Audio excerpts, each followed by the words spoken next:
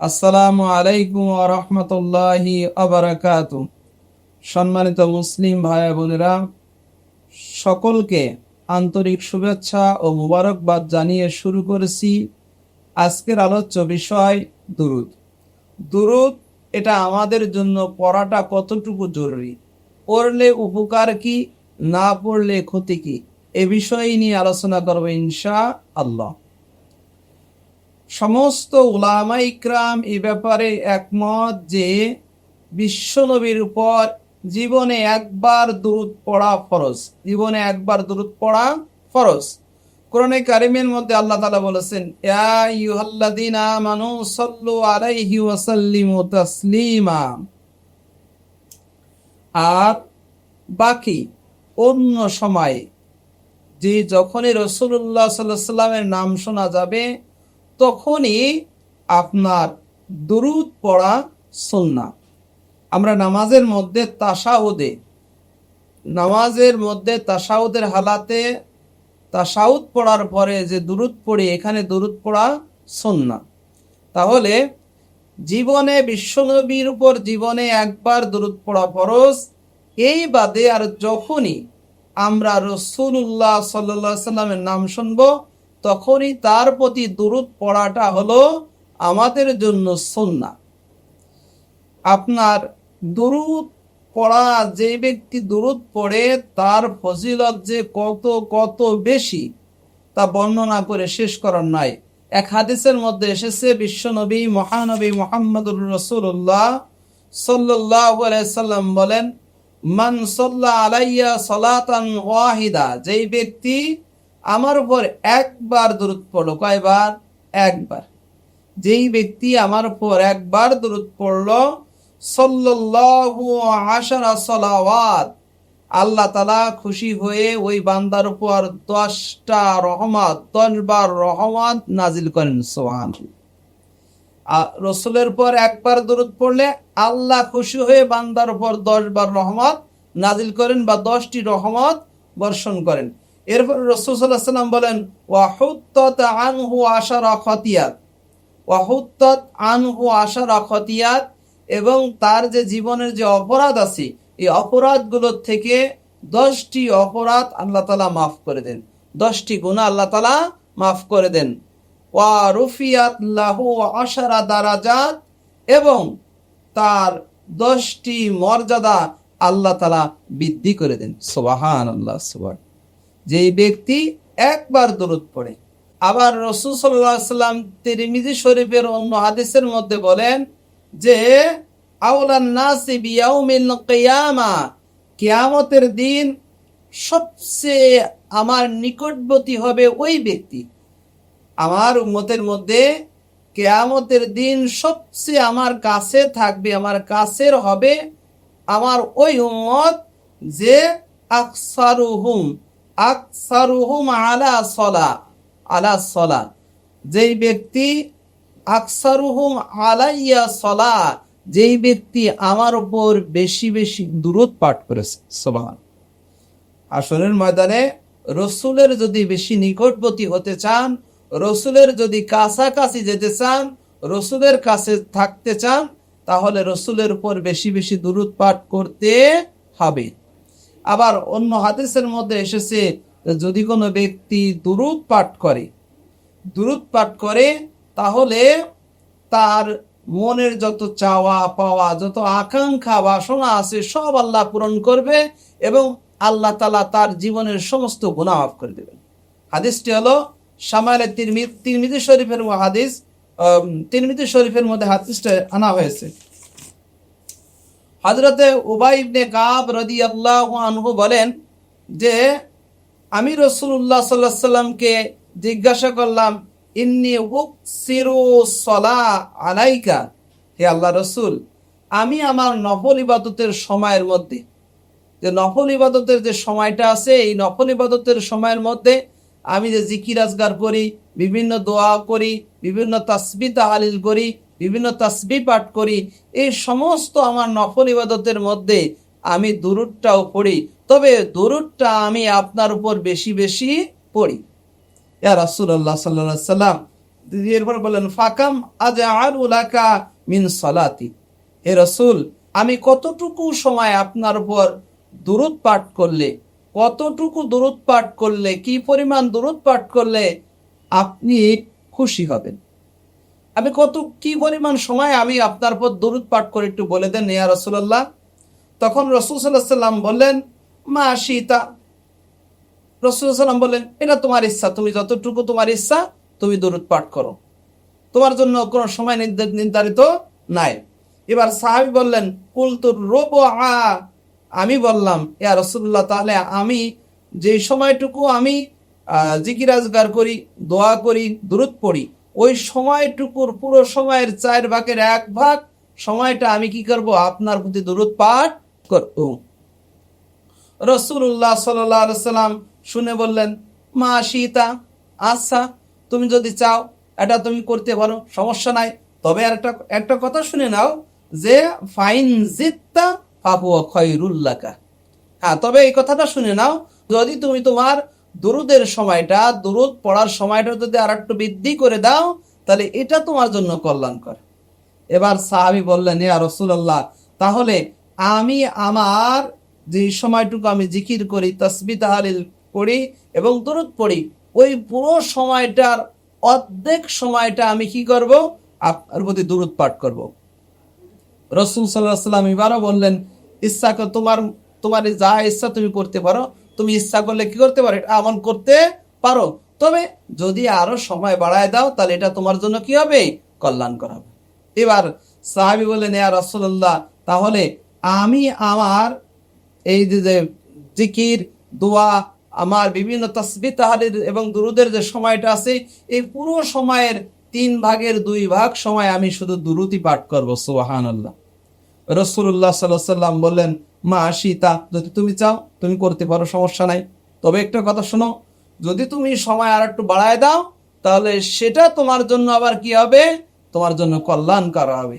এবার সাহাবী বললেন ইয়া রাসূলুল্লাহ তাহলে আমি এবার নির্ধারণ করে নিলাম আমি যতটুকু সময় আমি নফল ইবাদত করব, যতটুকু সময় আমি আল্লাহর কাছে আমি দোয়া করব, যতটুকু সময় আমি তাসবিহ তাহলিল করব, যতটুকু সময় আমি দুরূদ পাঠ করতাম, ইয়া রাসূলুল্লাহ পুরো সময়টা আমি আপনার প্রতি দুরূদ পাঠ করব। সুবহানাল্লাহ। এই কথা শোনার পরে রাসূল সাল্লাল্লাহু আলাইহি ওয়াসাল্লাম বললেন যে ও আমার সাহাবী শোনো, ইজান ইয়াকফি হাম্মুকা ওয়া ইউকাফফারু লাকা যামবাকা, ও আমার সাহাবী শোনো, যদি তুমি এই কাজটা করতে পারো তাহলে কি হবে জানো, যদি তুমি এই কাজটা করতে পারো তাহলে কি হবে জানো, তুমি যে আমার কাছে দোয়া করতে, আমার কাছে যা কিছু চাইতে, তোমার সামনে বিপদ আছে, তুমি বিপদ থেকে আমার কাছে আশ্রয় চাইতে, তোমার বালা মুসিবত হয়েছে, তুমি বালা মুসিবতের জন্য আমার কাছে দোয়া করতে, তোমার বিভিন্ন সমস্যা ছিল, বিভিন্ন সমস্যার জন্য তুমি আমার কাছে দোয়া করতে, এই যে যত প্রকার তোমার চাওয়া পাওয়া আছে, তুমি যদি আমার কাছে নাও চাও, যদি শুধু কি করো, যদি তুমি তোমার যত প্রকার চাওয়া পাওয়া আছে, এই চাওয়া পাওয়া যদি তুমি আল্লাহর কাছে নাও চাও, যদি শুধুমাত্র তুমি আমার উপর দুরূদ পড়তে থাকো পুরো টাইমটা, তাহলে আল্লাহ তাআলা এর কারণে, এর বদৌলতে আল্লাহ তাআলা তোমার মনের সমস্ত চাওয়া পাওয়াকে পূর্ণ করে দেবেন। সুবহানাল্লাহ। ওয়া ইউকাফফারু লাকা যামবাকা, এবং তোমার জীবনে যত গুনাহ আছে এই গুনাহ তুমি যদি মাপ নাও চাও, আল্লাহর কাছে মাপ নাও চাও, কিন্তু আমার প্রতি যে দুরূদ পাঠ করেছো, এই দুরূদ পাঠ করার উসিলায় আল্লাহ তাআলা তোমার জীবনের সমস্ত গুনাহ মাফ করে দেবে। সুবহানাল্লাহ। দুরূদের এত ফজিলত, এত ফজিলত, এত ফজিলত, এই এত ফজিলত থাকার পরে যদি কোনো ব্যক্তি দুরূদ পাঠ না করে, তার ব্যাপারে রাসূলুল্লাহ সাল্লাল্লাহু আলাইহি ওয়াসাল্লাম বলেছেন ওই ব্যক্তি হলো বখিল। ওই ব্যক্তি হলো বখিল যে রাসূলুল্লাহ সাল্লাল্লাহু আলাইহি ওয়াসাল্লামের নাম শুনে, রাসূল সাল্লাল্লাহু আলাইহি ওয়াসাল্লামের নাম শুনে কি করলো না, রাসূল সাল্লাল্লাহু আলাইহি ওয়াসাল্লামের প্রতি দরুদ পাঠ করলো না। হাদিস হচ্ছে যে আল বখিলুল্লাযী মান যুকিরতু ইনদাহু ফালাম ইউসাল্লি আলাইহি, যেই ব্যক্তির নিকট আমি নবীর নাম উচ্চারিত হলো, আমি নবীর নাম উচ্চারিত হলো, অথচ সে আমার প্রতি দরুদ পাঠ করলো না, ওই ব্যক্তি হলো আসলে প্রকৃত বখিল। ওই ব্যক্তি আসলে প্রকৃত বখিল। অন্য হাদিসের মধ্যে এসেছে শাকিউন মান যুকিরতু ইনদাহু ফালাম ইউসাল্লি আলাইয়া, যে হতভাগা দুর্ভাগা তো ওই ব্যক্তি যার নিকটে আমি রসুলের নাম উচ্চারিত হলো অথচ আমি রসুলের উপর দুরূদ পাঠ করলো না, সে হলো কি? হতভাগা, সে হলো দুর্ভাগা। আবার অন্য হাদিসের মধ্যে এসেছে রগিমান ফুহু, ওই ব্যক্তির নাক ধুলাই মলিন হোক, ওই ব্যক্তির নাক ধুলাই মলিন হোক, যে ব্যক্তি সামনে আমার নাম উচ্চারিত হলো অথচ সে কি করলো না, অথচ সে আমার প্রতি দুরূদ পাঠ করলো না, সেজন্য কি হোক? ধুলাই মলিন হোক, অর্থাৎ সেজন্য ধ্বংস হোক, সেজন্য অপমানিত হোক। রাসূল সাল্লাল্লাহু আলাইহি ওয়াসাল্লাম তার জন্য বদদোয়া করেছেন। তাহলে আমাদেরকে রাসূল সাল্লাল্লাহু আলাইহি ওয়াসাল্লামের বদদোয়া থেকে বাঁচতে হলে, রাসূল সাল্লাল্লাহু আলাইহি ওয়াসাল্লামের বদদোয়া থেকে বাঁচতে হলে এবং আল্লাহর রহমত পেতে হলে, আল্লাহর ক্ষমা পেতে হলে, মনের সমস্ত আশা, মনের সমস্ত চাওয়া পাওয়া পূরণ করতে হলে আমাদেরকে দুরূদ পড়তে হবে। এখন আসেন, দুরূদ আমরা কোনভাবে, কিভাবে, কোন পদ্ধতিতে আমরা দুরূদ পাঠ করব? যে তাবি আব্দুর রহমান ইবনে আবু লাইলা, উনি সাহাবী হযরত কাব ইবনে উজরা রাদিয়াল্লাহু আনহুর সাথে সাক্ষাৎ হলো। যে তাবি হচ্ছে কিনা? আব্দুর রহমান ইবনে আবু লাইলা। দেখা হলো কার সাথে? কাব ইবনে উজরার সাথে দেখা হলো। সাহাবী কাব ইবনে উজরা রাদিয়াল্লাহু আনহুর সাথে দেখা হলে কাব ইবনে উজরা রাদিয়াল্লাহু আনহু ওই তাবিকে বলতেছে, ও ভাই, আমি কি তোমাকে এমন একটা কথা উপঢৌকন দিব না, যেই উপঢৌকনটা আমি রাসূলুল্লাহ সাল্লাল্লাহু আলাইহি সাল্লামের পবিত্র জবান থেকে আমি শুনেছি। তখন তাবি বলল, আচ্ছা, হ্যাঁ, অবশ্যই দেবেন আপনি আমাকে। এবার সাহাবী বলতেছেন, এবার কাব ইবনে উজরা রাদিয়াল্লাহু আনহু বলতেছে, শোনো, তাহলে আমরা রাসূলুল্লাহ সাল্লাল্লাহু আলাইহি সাল্লামের নিকটে বসা ছিলাম। রাসূল সাল্লাল্লাহু আলাইহি সাল্লামকে জিজ্ঞাসা করা হলো, ইয়া রাসূলুল্লাহ, আল্লাহ তাআলা যে আপনার প্রতি দুরূদ পাঠ করতে বলেছেন, তাহলে আমরা কিভাবে, কোন পদ্ধতিতে আমরা দুরূদ পাঠ করতে পারি আপনার প্রতি, আপনার পরিবারের প্রতি? তখন রাসূলুল্লাহ সাল্লাল্লাহু আলাইহি সাল্লাম আমাদেরকে শিক্ষা দিলেন, পড়ো তাহলে, আল্লাহুম্মা সাল্লি আলা মুহাম্মাদি ওয়া আলা আলি মুহাম্মাদ কামা সাল্লাইতা আলা ইব্রাহিম ওয়া আলা আলি ইব্রাহিম ইন্নাকা হামিদুম মাজিদ। আল্লাহুম্মা বারিক আলা মুহাম্মাদি ওয়া আলা আলি মুহাম্মাদ কামা বারাকতা আলা ইব্রাহিম ওয়া আলা আলি ইব্রাহিম ইন্নাকা হামিদুম মাজিদ। আমাদেরকে রাসূলুল্লাহ সাল্লাল্লাহু আলাইহি ওয়াসাল্লাম এই দুরূদ শিক্ষা দিলেন, যেটাকে দুরূদে ইব্রাহিম হিসেবে আমরা চিনি সবাই। দুরূদে ইব্রাহিম এটাই হলো কি রাসূল সাল্লাল্লাহু আলাইহি ওয়াসাল্লামের প্রতি দুরূদ পড়ার দুরূদ। যেই রাসূল সাল্লাল্লাহু আলাইহি ওয়াসাল্লামের প্রতি যে আপনি দুরূদ পড়বেন, এটা হলো আসল দুরূদ। এরপরে সংক্ষিপ্ত দুরূদ হলো যখনই রাসূল সাল্লাল্লাহু আলাইহি ওয়াসাল্লামের নাম শুনবো তখন আমরা সংক্ষেপে দুরূদ পড়বো। কোনটা? সাল্লাল্লাহু আলাইহি ওয়াসাল্লাম। আমাদের জন্য সংক্ষিপ্ত দুরূদ হলো কোনটা? সাল্লাল্লাহু আলাইহি ওয়াসাল্লাম। আর সবচেয়ে ফজিলতপূর্ণ, মর্যাদাপূর্ণ দুরূদ হলো কোনটা? দুরূদে ইব্রাহিম, যেটা আমরা নামাজের মধ্যে তাশাহুদের হালাতে কি পড়ে থাকি। এই বাদে আরো কিছু দুরূদ আছে যেগুলো অনেকে বানিয়েছে দুরূদগুলো। আসলে ওই দুরূদগুলোর কোনো কি নাই, ভিত্তি নাই। হ্যাঁ ভাই, আপনি যদি কোনো হাদিসের মধ্যে কোনো দুরূদ লেখা পান, সাহাবায়ে কিরাম আমল করেছেন, সাহাবায়ে কিরাম পড়েছেন, বিশ্বনবী পড়েছেন, বিশ্বনবীর আমল ছিল, সাহাবায়ে কিরামের আমল ছিল, যদি আপনি এরকম কোনো দুরূদ পান তাহলে ওই দুরূদও আপনি পড়তে পারবেন।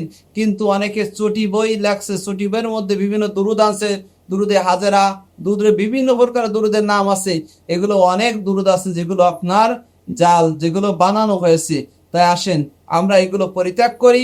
আমরা রাসূলুল্লাহ সাল্লাল্লাহু আলাইহি ওয়াসাল্লামের শিখানো দুরূদে ইব্রাহিম আমরা পাঠ করব। রাসূল সাল্লাল্লাহু আলাইহি ওয়াসাল্লামের শানে আমরা এই দুরূদগুলো পাঠ করব। এবং সংক্ষিপ্ত দুরূদ হলো কি?